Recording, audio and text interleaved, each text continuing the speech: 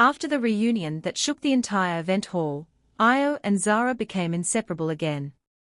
Their love grew stronger, deeper, wiser, like two souls who had gone through fire and came out holding each other even tighter. Lagos people couldn't stop talking about them. Blogs wrote about their story, TikTok creators made videos about their reunion, and even radio stations used their speech as an example of true love in a world full of pretense. For the first time in a long while, Ayo felt peace. He rebuilt his photography work with new clients pouring in daily because Zara supported him openly. She wore his brand's hoodie everywhere, tagged him on social media, and brought him high-class customers from the island. Their love started healing their past wounds. Her family, especially her mother, began accepting Ayo after seeing how genuinely he loved their daughter. Things were finally aligning. The heartbreak, the tears, the separation, it all felt like a storm that had passed. But Lagos is a city where peace never stays too long. One Friday evening, just when everything seemed perfect, Zara received a shocking phone call. Her younger brother had been in an accident on his way to Ibadan. The news shattered the soft calm around her. Ayo rushed to her side instantly,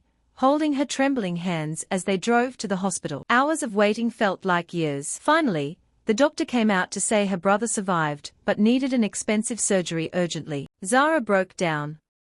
Her family's businesses weren't doing well at that moment, and they didn't have the money ready. Her father was out of the country, and her mother was panicking. Without thinking twice, Ayo stepped forward. "We will raise the money. I don't know how yet, but we will." It was a promise he made from his heart. But deep inside, he knew he didn't have that kind of money. Not even close. He tried everything, sold his camera equipment, borrowed from friends, begged old clients, but the money still wasn't enough. Zara begged him not to stress too much, but Ayo couldn't watch the woman he loved suffer. He made a desperate decision. A big photography firm in South Africa had offered him a job months ago. He rejected it because he didn't want to leave Zara. Now, he called them back. They wanted him immediately, but he had to travel in 2 days. The payment was huge, enough to cover the surgery and support her family. But there was one painful condition. He couldn't come back for 6 months. Ayo hid the news from Zara, planning to surprise her with the surgery money. He didn't want her to cry or worry. He just wanted to solve the problem and come back to her proudly. The next morning,